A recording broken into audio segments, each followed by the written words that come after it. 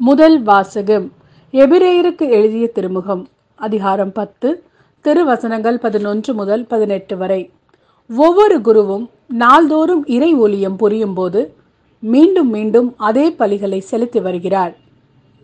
அவையோ பாவங்களை ஒருபோதும் போக்க இயலாதவை. ஆனால் இவர் ஒரே பலியை பாவங்களுக்காக என்றென்றைக்கும் என செலுத்திவிட்டு கடவுளின் வலப்பக்கத்தில் அமர்ந்துள்ளார். அங்கே தம் பகைவர் தமக்கு கால்மணி ஆக்கப்படும் வரை காத்திருக்கிறார். தாம் தூயவராக்கியவர்களை ஒரே பலியினால் என்றென்றைக்கும் நிறைவுள்ளவராக்கினார். இது பற்றி தூய ஆவியாரும் அந்நாள்களுக்கு பிறகு அவர்களோடு நான் செய்யவிருக்கும் உடன்படிக்கை இதுவே.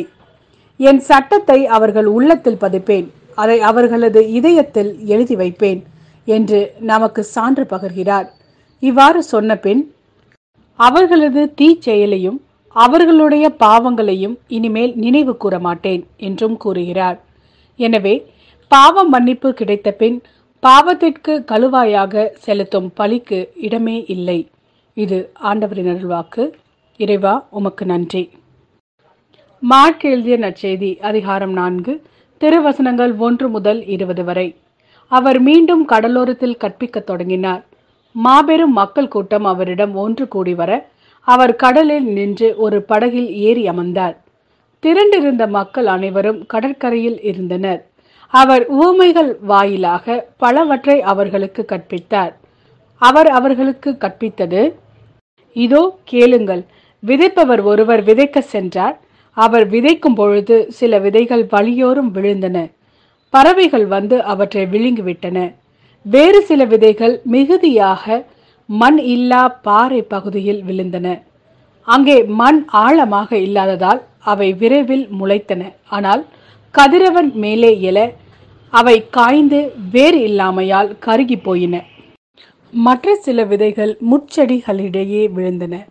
முட்செடிகள் வளர்ந்து அவற்றை நெருக்கிவிடவே அவை விளைச்சலை கொடுக்கவில்லை. ஆனால் இன்னும் சில விதைகள் நல்ல நிலத்தில் விழுந்தன. அவை முளைத்து வளர்ந்து சில 30 மடங்காகவும் சில 60 மடங்காகவும் சில 100 மடங்காகவும் விளைச்சலை கொடுத்தன. கேட்க செவியுடையோர் கேட்கட்டும். அவர் தனிமையான இடத்தில் இருந்தபோது அவரை சூழ்ந்து இருந்தவர்கள் 12 சேர்ந்து கொண்டு ஊமைகளை பற்றி அவரிடம் கேட்டார்கள். அதற்கு இயேசு அவர்களிடம், இறையாட்சியின் மறைபொருளை அறிய உங்களுக்கு கொடுத்து வைத்திருக்கிறது. புறம்பே இருக்கிறவர்களுக்கோ எல்லாம் ஊமைகளாகவே இருக்கின்றன. எனவே அவர்கள் ஒருபோதும் மனமாறி மன்னிப்பு பெறாதபடி கண்ணால் தொடர்ந்து பார்த்தும் கண்டு கொள்ளாமலும் காதால் தொடர்ந்து கேட்டும் கருத்தில் கொள்ளாமலும் இருப்பார்கள் என்று கூறினார்.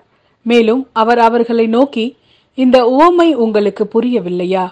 பின்பு எப்படி மற்ற உவமைகளை எல்லாம் நீங்கள் புரிந்து கொள்வீர்கள்? விதைப்பவர் இறை வார்த்தையை விதைக்கிறார்.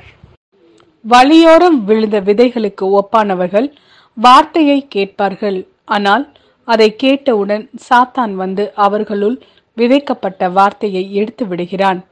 பாறை பகுதியில் விதைக்கப்பட்ட விதைகளுக்கு ஒப்பானவர்கள் இறை வார்த்தைகளை கேட்டவுடன் அதை மகிழ்ச்சியோடு ஏற்றுக்கொள்வார்கள். ஆனால் அவர்கள் வேறற்றவர்கள், சிறிது காலமே நிலைத்திருப்பார்கள். இறை வார்த்தையின் பொருட்டு இன்னலோ இடுக்கண்ணோ நேர்ந்த உடனே அவர்கள் தடுமாற்றம் அடைவார்கள். முட்செடிகளுக்கு இடையில் விதைக்கப்பட்ட விதைகளுக்கு ஒப்பானவர்கள் இறை வார்த்தையை கேட்டும் உலக கவலையும் செல்வ மாயையும் ஏனைய தீய ஆசைகளும் உட்புகுந்து அவ்வார்த்தையை நெருக்கி விடுவதால் பயனளிக்க மாட்டார்கள். நல்ல நிலத்தில் விதைக்கப்பட்ட விதைகளுக்கு ஒப்பானவர்கள் இறை வார்த்தையை கேட்டு அதை ஏற்றுக்கொண்டு பயனளிப்பார்கள். இவர்களுள் சிலர் 30 மடங்காகவும் சிலர் 60 மடங்காகவும் சிலர் 100 மடங்காகவும் பயனளிப்பர் என்றார்.